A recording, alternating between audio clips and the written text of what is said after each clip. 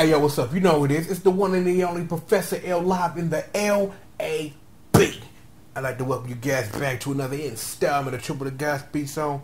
Please put on your lab coats. Please make sure you are nice and sterile. Do not touch anything that your ass cannot replace. Come on, take a seat at your desk and let us take a look at the board, because today we got an episode of Uchu Sentai Kyuranger to take a look at. Space 29, Orion, the strongest warrior.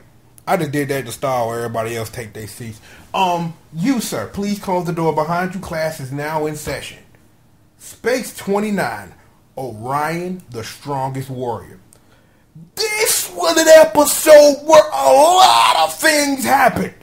And there were things that you didn't think were things that were happening unless you were really paying attention to the things that happened were things that happened. I'm like, this episode was nuts. Like, this is the first time in a long while that I've walked out an episode of Kyuranger hyped for what's coming. Not saying that the show doesn't entertain or do anything like that. It entertains me. It's a wonderful Sentai. Has been great. These first 29 episodes, the hype is R-E-A-L, and that spells real. This is a classroom on the board. This episode was off the meter. I'm like, we start our episode off like right where we left the last one, with them seeing the Orion all crashed out, and after they do a whole bunch of discussion, explore the crashed Orion, Lucky finds the Tama, and he travels back in time, and then he meets Orion, who we talked about last episode, and we've talked about previously as well, as someone as Eris mentioned as the saviors or whatever. And there's a lot of stuff in play because of time travel and how this show has presented itself so far.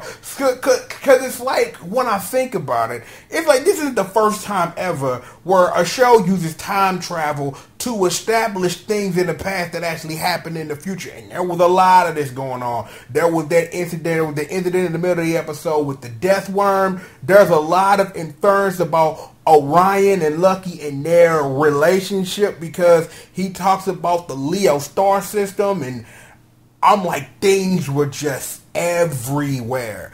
I'm just like, the endo. I'm like, the end of the episode. Don Omage putting in the work, making these fools catch an L. Well, that was lucky, because he took one right to the gut. Took one of them gut shots. Boom. I'm just like, I'm sick, because see, the thing that introducing Don Omage in this way answers a couple of my little fan theories I've had this whole series. Don Omage is Don Omage, not one of Birdman's homeboys or nothing crazy like that. Don Omage. I'm like, this episode did a wonderful job. If the episodes preceding it haven't, because honestly they have not, they have officially put over Don Omage as a threat. That before, he was just guy in the shadows, like, yo, go put in work. You need these type of episodes. You need them. You need these type of episodes, because it's at this point when you know the show's about to turn this magic and mysterious corner. You need, for whatever the threat to be put over in a way that makes the threat work. And Don Omage as a threat works, because he took the leader of the squad, took him out, and he took him out. He flicked a rock at him. Well, I don't want to say it like that, but he like flicked energy at him and just said, whoa, and just put Lucky on the ground. And I'm just like, why? The thing is I know why. I know why this has happened, but for the sake of, let's keep it in the episode. Let's keep it in the episode. Well, actually we can. Because while this craziness was happening and everything was going on, a miracle happened. Orion and Lucky got together, and something made super energy that put holes in stuff. This will be the new magical Q MacGuffin that will bring Lucky back to life and give him superpowers. Because I'm trying to think, When is the last time just a red got a power? You know what I'm saying? Like, let me think about that for a second. I don't know if this is an instance where Cube well counts. You know, I don't know. I'm going to say that because that was technically a whole different form, and like Mini Gabutira, the ninjas, they all got a power. But yeah, you already know this is leading into whatever it was that flashed over their head as the new magical Q MacGuffin.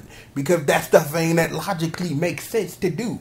I'm like, again, like I talked about earlier, this episode did a wonderful job of not only answering your questions, giving you more questions that you want answers to, but you've established Don-O-Maga as a threat. You've given a reason for the magical Q MacGuffin to exist to do Q MacGuffin stuff. And we possibly might get the truth to Lucky's parentage, because it could be that Lucky is from this same time, 333 years ago, because that's how far they went back in time.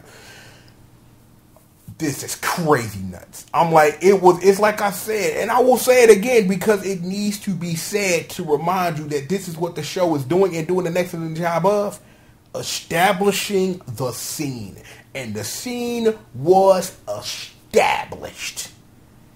The scene, like, again, like, they set up everything, but you really have to wonder, and what my question is can the show function this way forward? Because things are going to change in the future, regardless. Because whatever the new magical Q MacGuffin is, whatever it is, Don-O-Maga gonna take an L from it. He gonna take an L. That's gonna happen. But how does Don-O-Maga taking that L affect the future? Because, see, this could be the twist no one saw coming. You destroyed the threat in the current future in the past. But do you know what happens when you do things like that? You introduce the power of the power vacuum. Because, see, you can't have a big giant threat like Don-O-Maga 333 years in the future, destroy him 333 years in the past, and have it affect the future so greatly that the Q Rangers have a whole new threat to face. I really think that for real, if that's my guess of how they gonna handle it, that's what I would lean towards, was they completely wipe out Don-O-Maga, the Vice Shoguns, all the squad, eliminate Dark Matter off the map. They go back to the future to find the future in even worse shape, because for every bad, there's somebody badder. And you would think that someone who has subjugated the whole universe, well, the majority of it really given the math here, that who could you really, if Don-O-Maga takes this massive L in the past, who fills that power vacuum in the future? Who? Because it ain't like Q Ranger finna stop at episode 30. That's not gonna happen. You still got at least what? We are in the middle of the mid-September. We got to at least January, right? So I do wonder, because again, you were talking to someone and listening to someone who analyzed these episodes without watching the previews for the next one.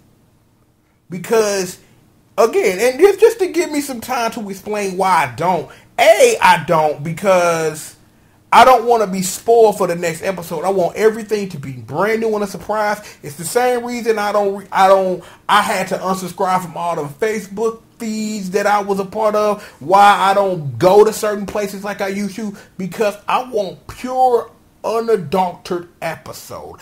I don't want to know what happened next. I don't want to know what power-up is coming 5 episodes from now. None of that matters, because when I used to look at that stuff, it took away my joy of watching the show. Because I got a lot of that in the beginning when I was reviewing Q Ranger, when I was taking guesses at what happened. Like, didn't you see the preview for the next episode? No. Because it makes doing these a fun thing to do because it gives me an opportunity to speculate without having the answers and then having that to speculate from now. This is what I want. And it's like having these questions makes it all worth it because of what it is that I can speculate on because I don't have the answers.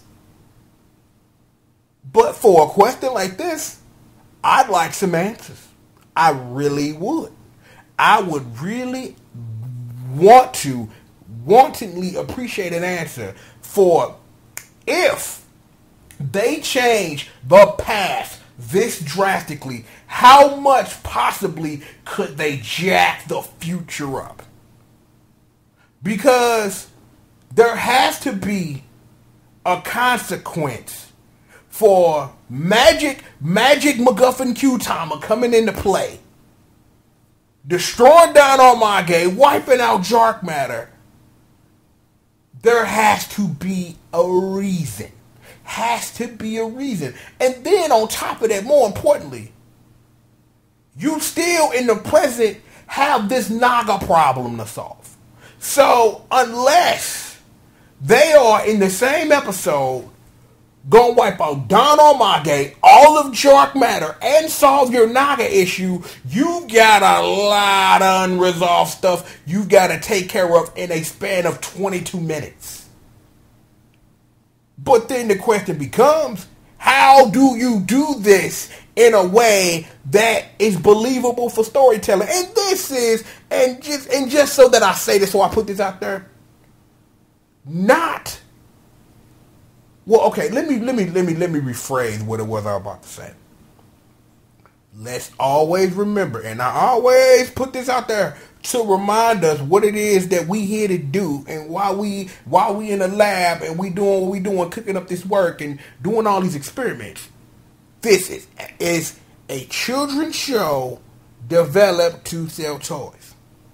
We've gone over the formula that selling the toys will always override doing what's right for the sake of telling a cohesive and coherent story. If it has to, this show will completely dump on all they built up with Naga just to solve the problem to get over this magical new Q MacGuffin. It will do that. Kamen Rider's done it. Sentai has done it. They have sat up here and put the toys over telling a cohesive and coherent story.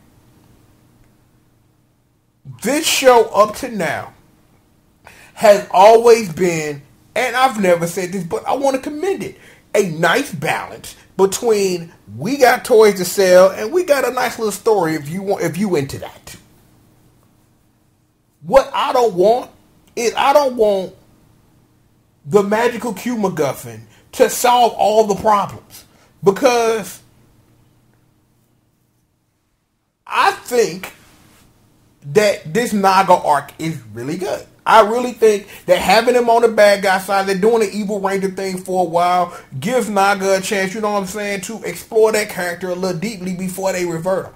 But if you sit up here and you got the magical Q MacGuffin now, Lucky sits up here, he wipes out all of Dark Matter and Don Armage with it, what happens to this story you're building? It's like,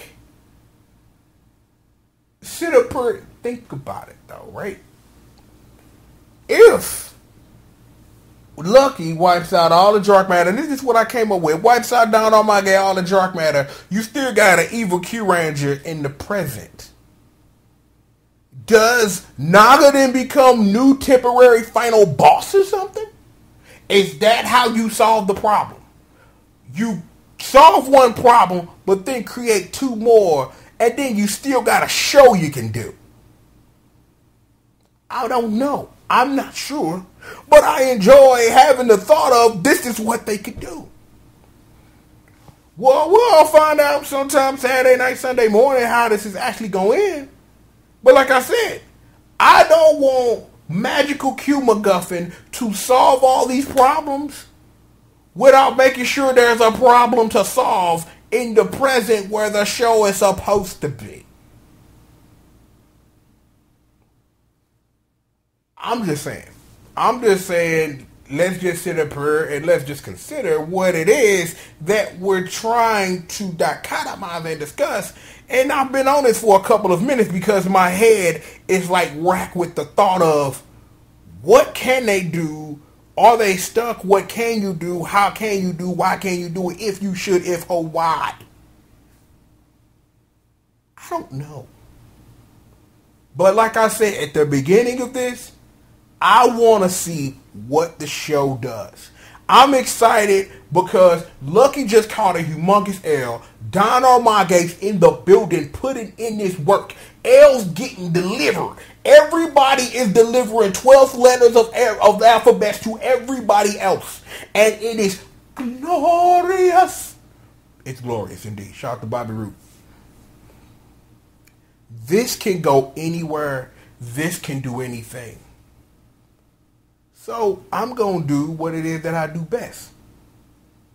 I'm going to let it do whatever it has to. That's all I can do, really.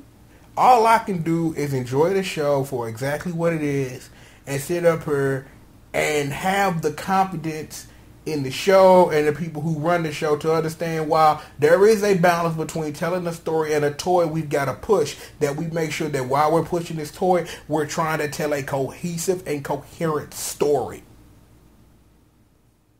We'll see if that theory holds up. So, yeah. That's that, y'all. I've discussed this into the ground. This was a great and wonderful episode. A lot of seeds being planted. The Space 30 is going to be the business. It's either going to be the business or it's going to be the business. And one way or another, we're going to come out of episode 30. And that is going to be the future direction of whatever Q Ranger is until the very end. We shall see. So with that being said, of course, I'm the one and the only Professor L. I'd like to thank you all for joining me in the LAB for another installment of Triple the God Speaks On. It's already some crack up. If you want to hear, you know what I'm saying, what's good with Blade Blue Tag Battle and what else did I talk about in that video? Arcana Heart and Kamen Rider Climax Fighters, if you want to know the latest about that. And we got something else for you, so please stay tuned. I'd appreciate that. Thank you very much. Again, like I said, I am the one and the only Professor L live in the LAB. I'd like to thank you all for joining me for another installment for Triple the God Speaks On. And with that being said, come on the chain!